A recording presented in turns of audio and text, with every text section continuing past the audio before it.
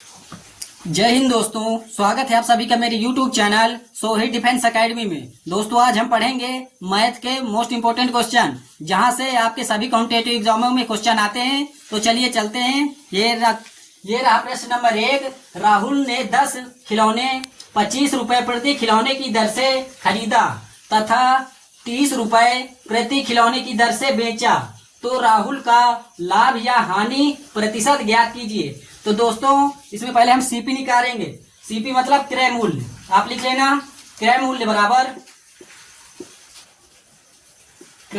हो जाएगा 10 प्रति खिलौने की दर से, मतलब एक खिलौना 25 रुपए खरीदा गया तो प्रति खिलौना 10 खिलौने कितने रुपए के हो जाएंगे? 250 रुपए के। ये हमारा क्या हो गया? सीपी यानी कॉस्ट प्राइस, जिसको हम बोलते हैं क्रय मूल्य। अब एसपी निकालते हैं। तथा 30 रुपए प्रति खिलौने की दर से बेचा, तो इसका विक्रय मूल्य निकालते हैं। विक्रय मूल्य, तो विक्रय मूल्य हो जाएगा 10 गुणे 30। अब आप कहेंगे कि ये 10 गुणे 30 क्यों कर दिया?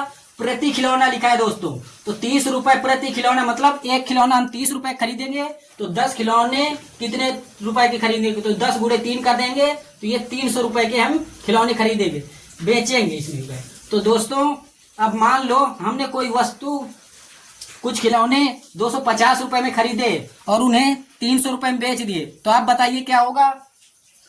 कितने रुपए का लाभ होगा? 50 रुपए का लाभ होगा। लाभ किस पर होता है दोस्तों?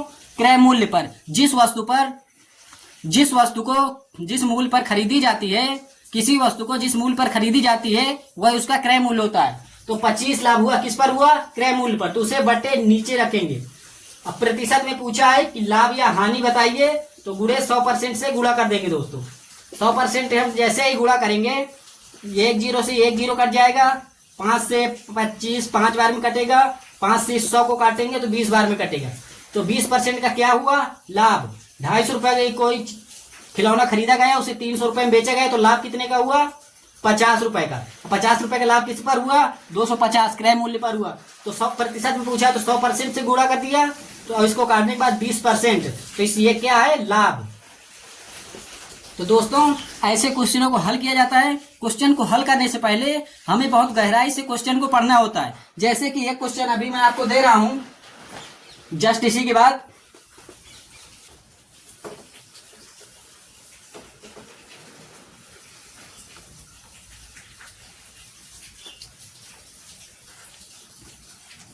राहुल ने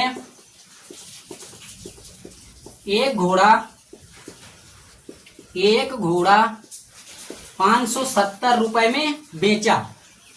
कितने रुपए में बेचा? 570 रुपए में बेचा। तो 5% की हानि हुई।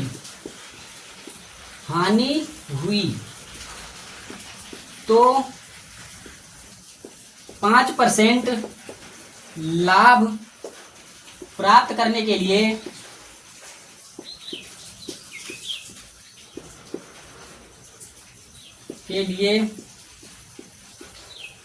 उस घोड़े को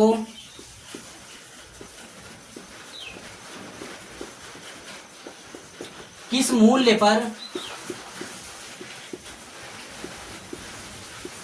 बेचना होगा? ये सवाल दिया है दोस्तों। राहुल ने एक घोड़ा 570 रुपए में बेचा। ये इसमें अपने खुद को मान लिया करो दोस्तों। जैसे कि मान लो मैं गया और वहां से 570 रुपए में एक घोड़ा खरीद कर लाया और उसे 5% की हानि पर बेच दिया।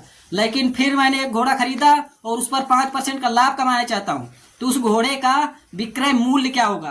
तो इसका सीधा सा कॉन्सेप्ट होता है दोस्तों, 570 रुपए के बेचा, तो एसपी अनुपात डिस्काउंट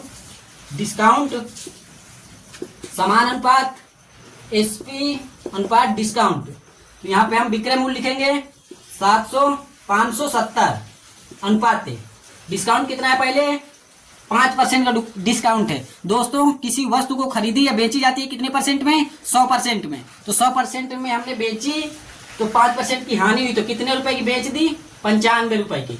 समान अनुपात। फिर एसपी पूछा है सवाल में एसपी का एसपी कर देंगे और फिर डिस्काउंट, इसमें प्रॉफिट बोला है तो कितने 5% का लाभ होना। 5% का लाभ प्राप्त करने के लिए उस घोड़े को किस मूल्य पर बेचना चाहिए। तो 5% का लाभ प्राप्त करने के लिए तो दोस्तों 100% में हमें 5% का लाभ प्राप्त करना है, तो 105% में बेचेंगे।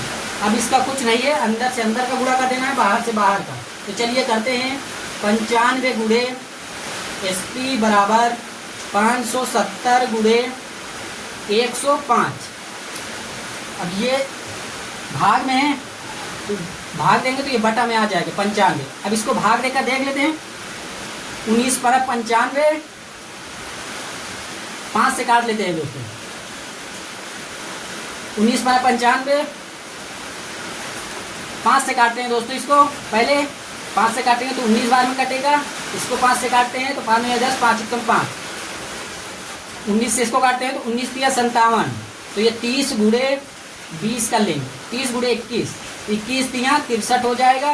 360 रुपये इसका बिक्री मूल्य हो जाएगा। तो दोस्तों क्लास अच्छी लगी हो तो चैनल सब्सक्राइब कीजिए। मिलते हैं ऐसी अगली क्लास में। जय हिंद, जय भारत, वंदे मातरम, जय हिंद।